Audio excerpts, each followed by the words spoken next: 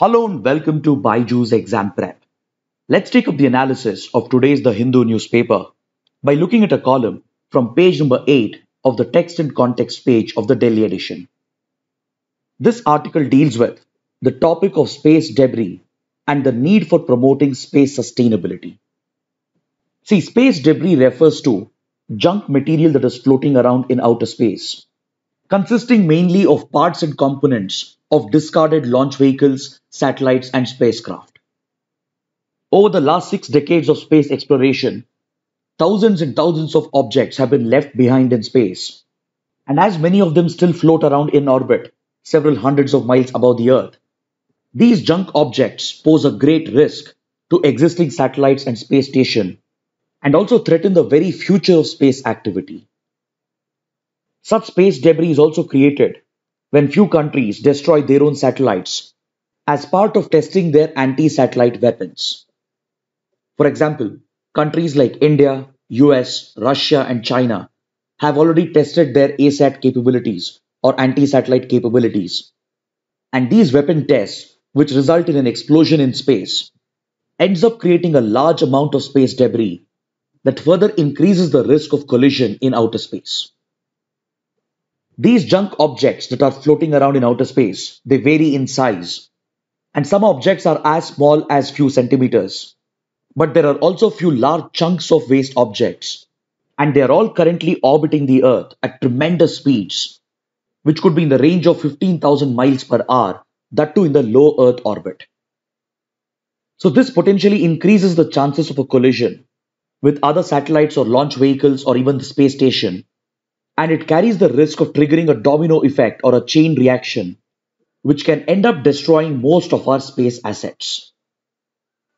According to NASA, which tracks space debris, there are more than 23,000 pieces of debris which are of concern, and they pose the risk of collision either with the International Space Station or with other satellites in orbit, or even with upcoming launches and launch vehicles.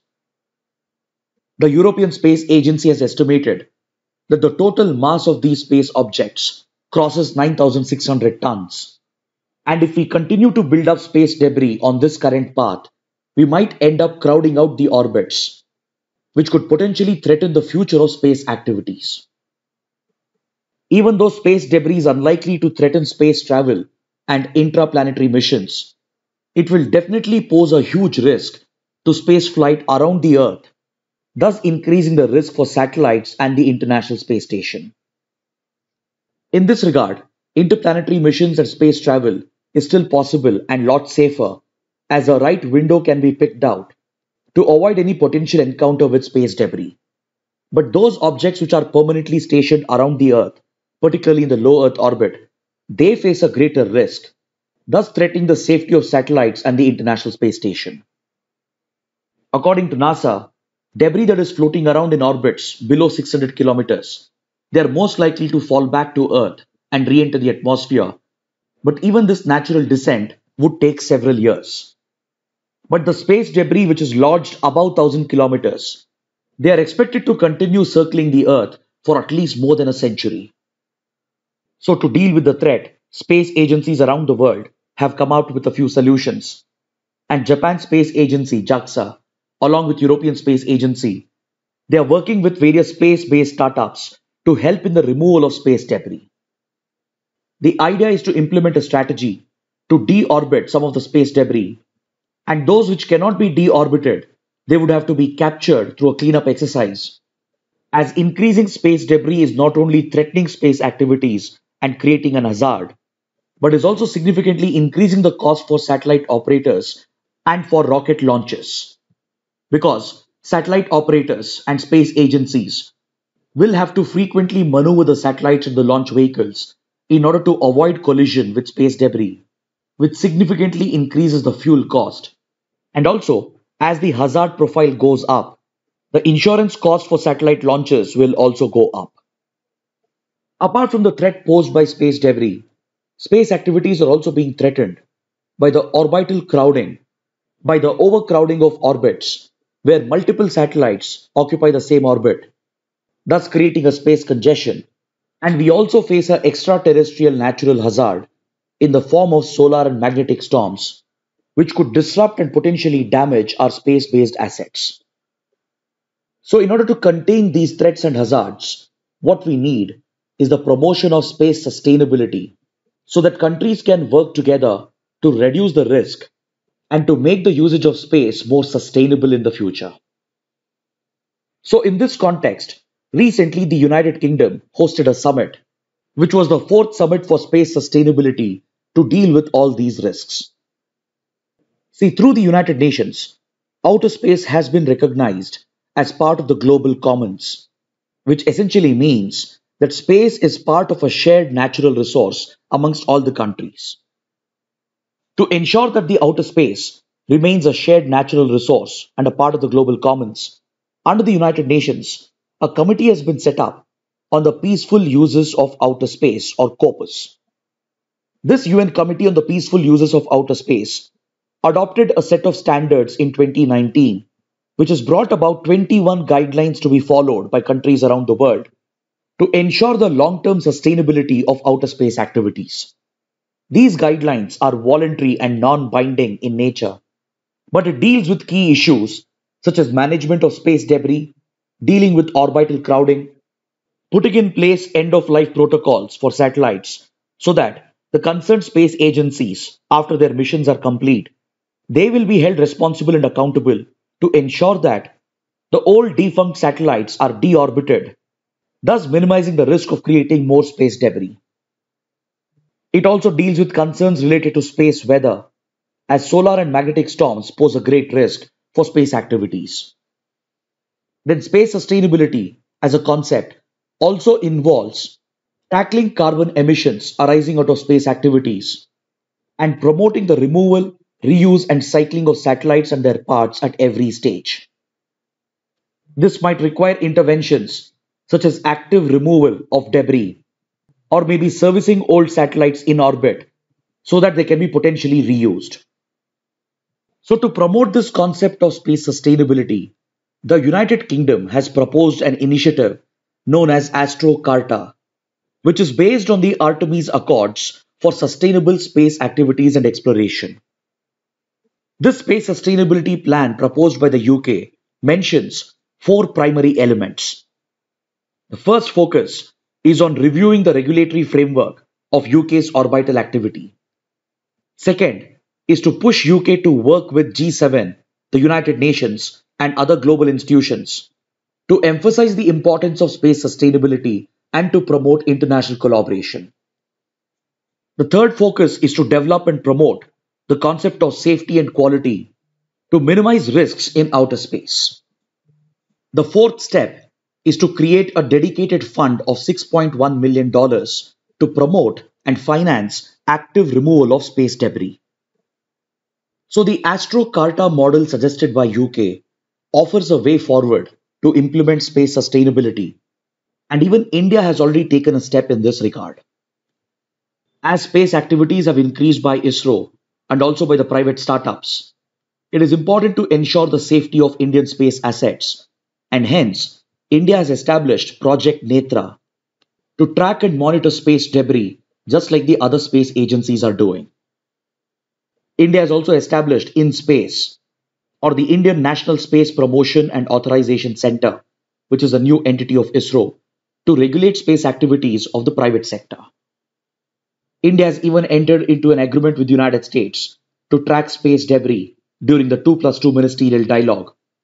And ISRO is also trying to focus on in-orbit servicing of old satellites and is working on an experiment known as SpadeX.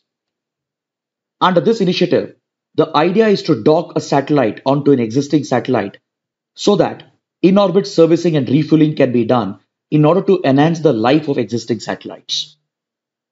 So to tackle all these threats with regard to space activities, what we need is the promotion of space sustainability by countries at an individual level, along with a combined collective effort through which all the spacefaring nations can work under the United Nations, especially under the UN Office for Outer Space Affairs, along with the UN Committee on the Peaceful Uses of Outer Space, to create a global regulatory framework to regulate space activities and to monitor threats in space.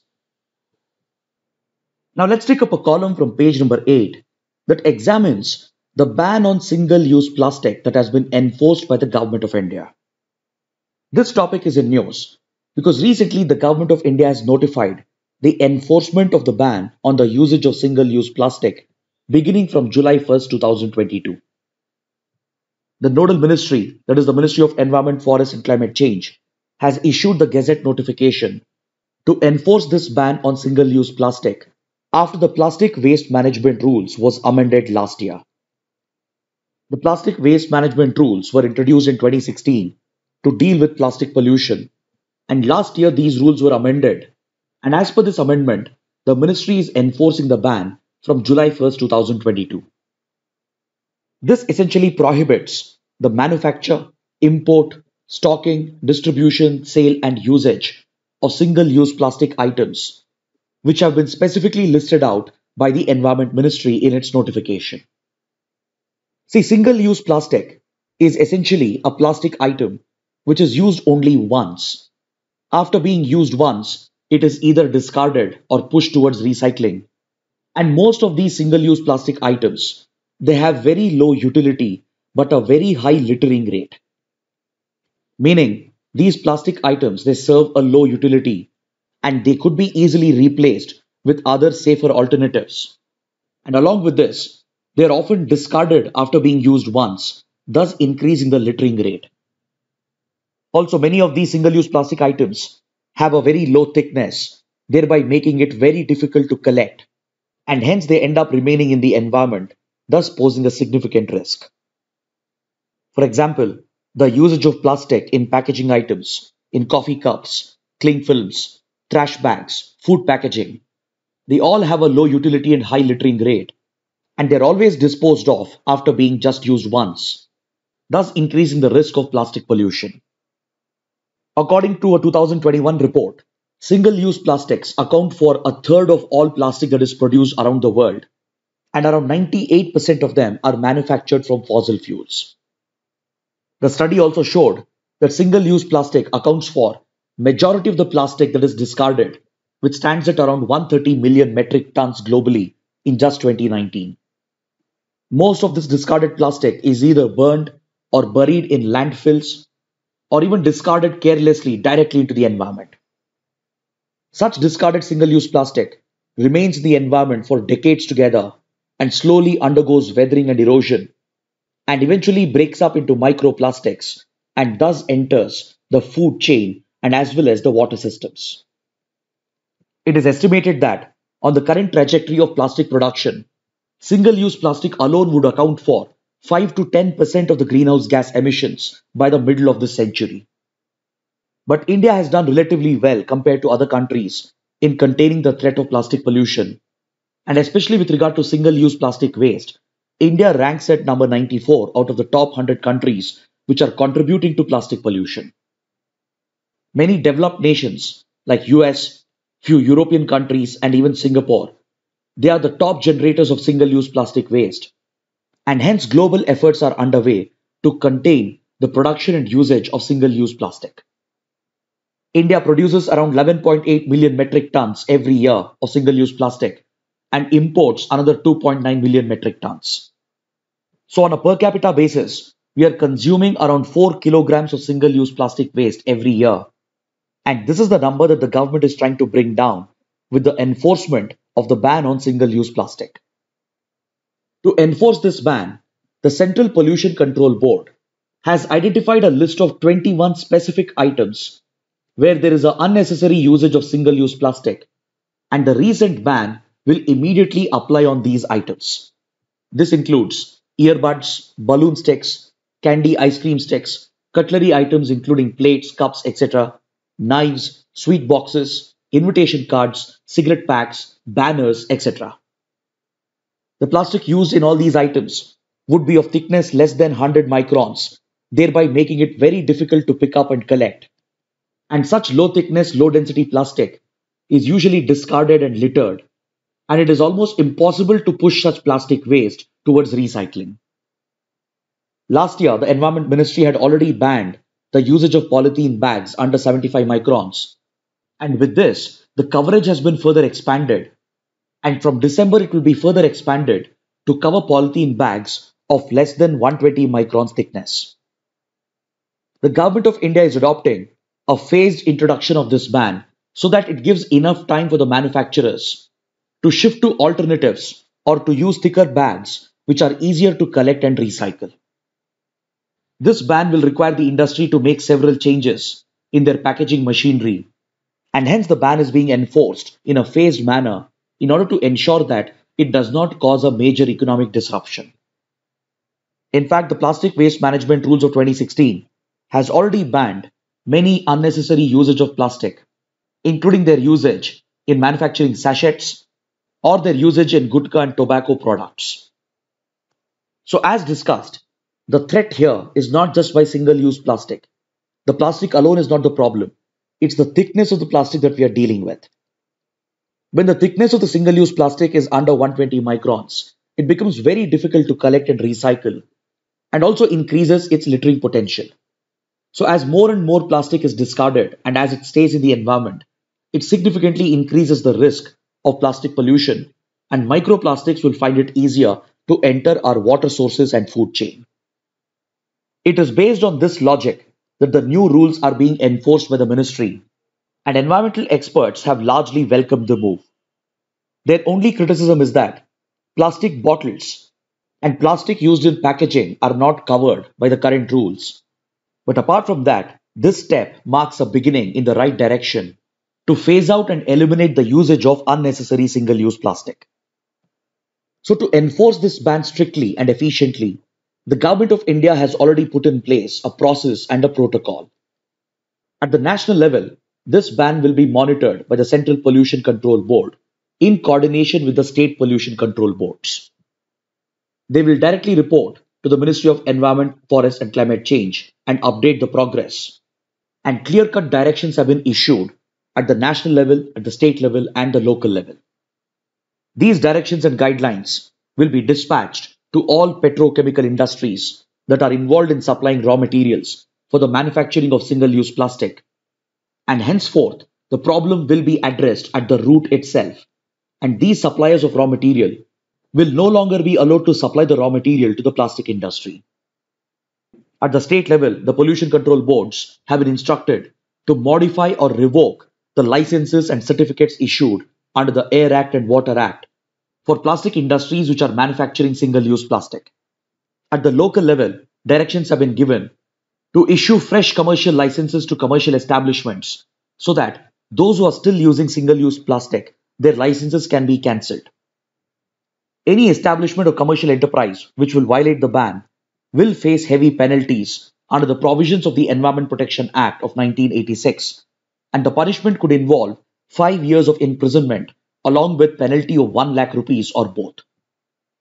Violators, in particular the industries and the manufacturers, they would also be liable to pay environment damage compensation along with paying penalties as per the local bylaws of municipal bodies. So this strict enforcement mechanism, accompanied with strict penalties, is expected to provide for the efficient implementation of the ban.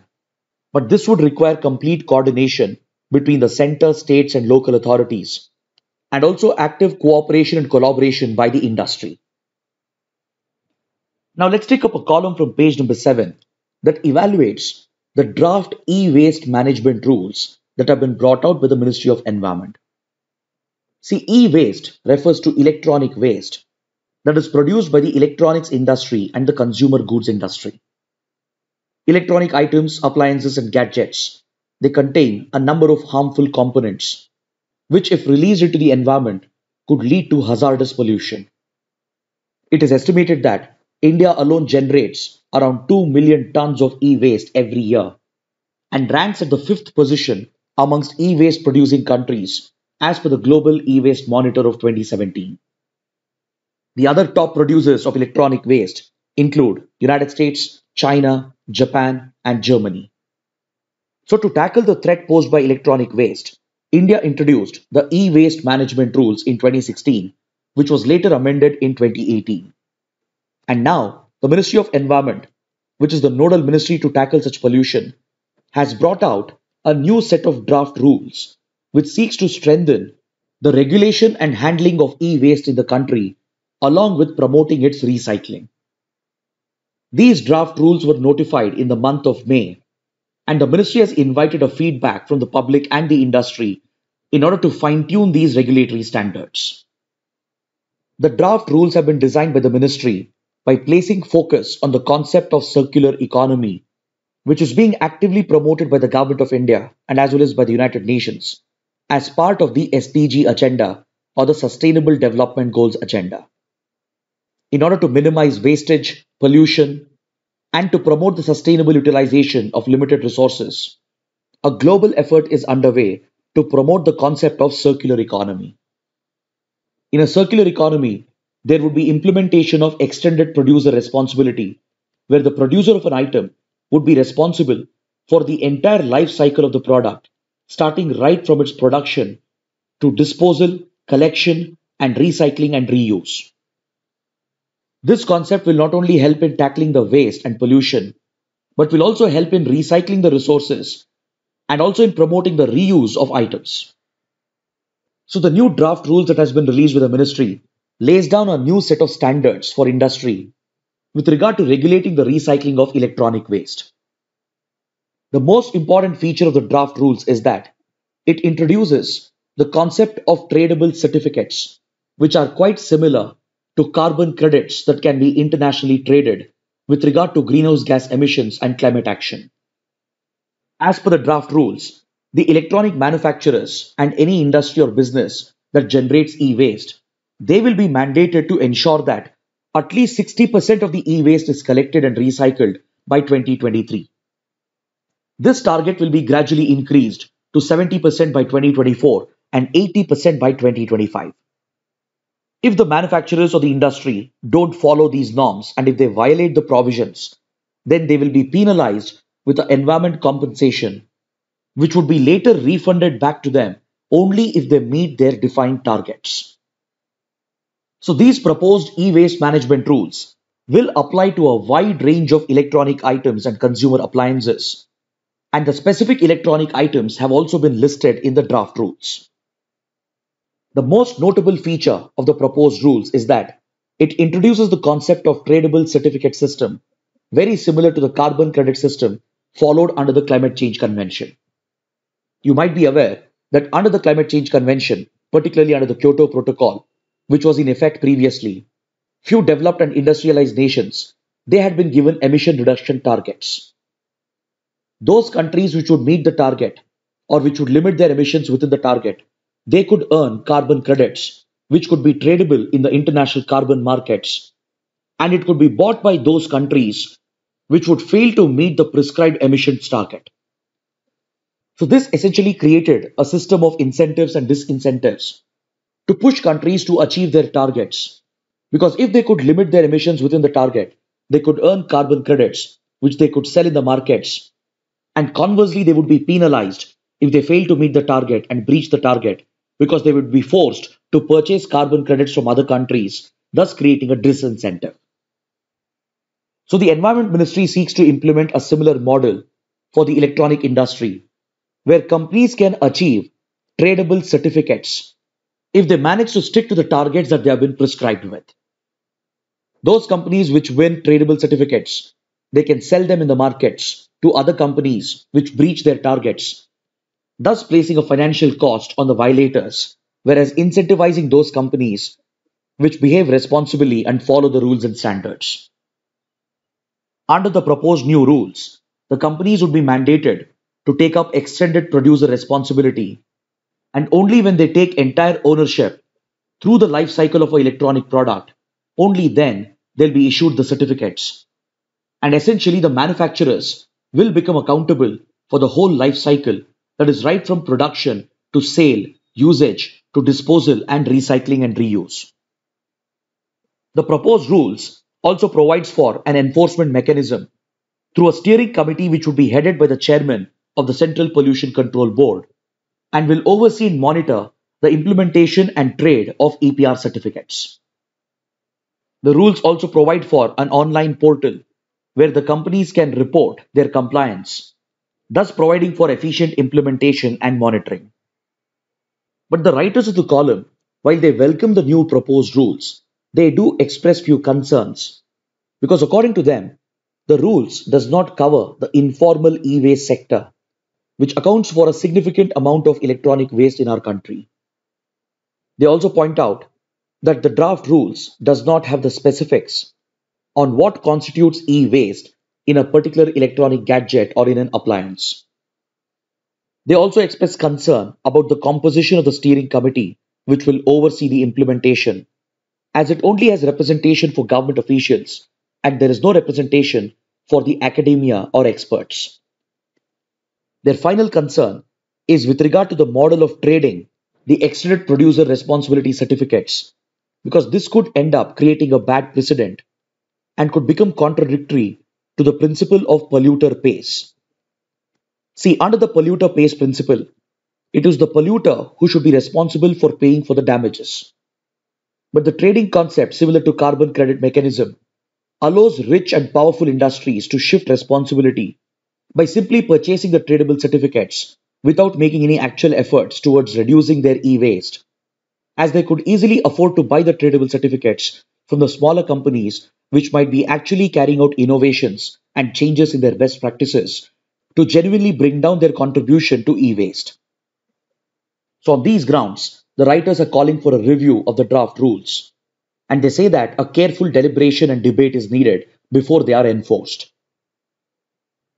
Then coming to the last article of the day, in this column on page number 6, former Indian ambassador T.P. Srinivasan points out the drawbacks of multilateral organizations and instead advocates effective and practical bilateral engagements for India, as they tend to be more productive in the context of current geopolitics.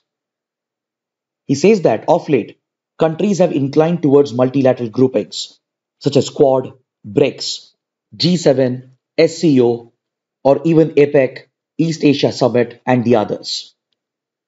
According to the writer, India seems to be an active participant in many of these multilateral platforms, and India takes part regularly and enthusiastically at platforms like Quad, BRICS, SCO, East Asia Summit, and is often even invited to the G7 Summit.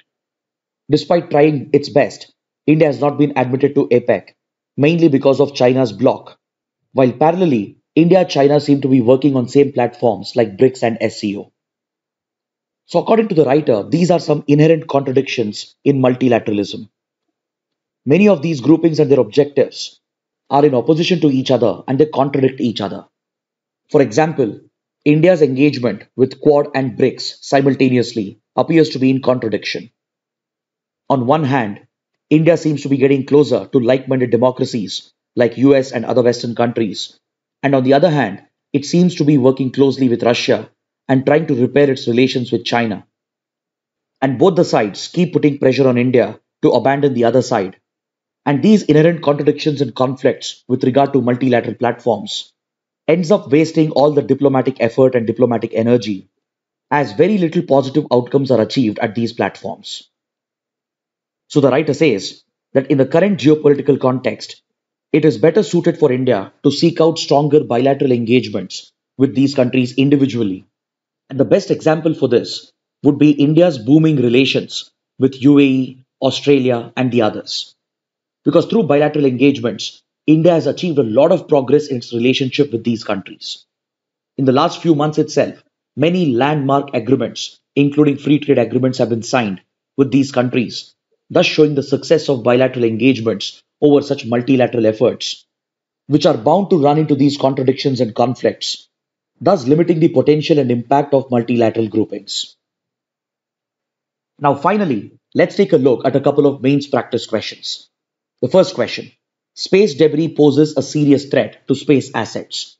Examine the risks and possible solutions. The second question: a ban on the use of single-use plastics that was notified by the Union Environment Ministry last year came into effect in 2022. Analyze the provisions and how can it be enforced effectively.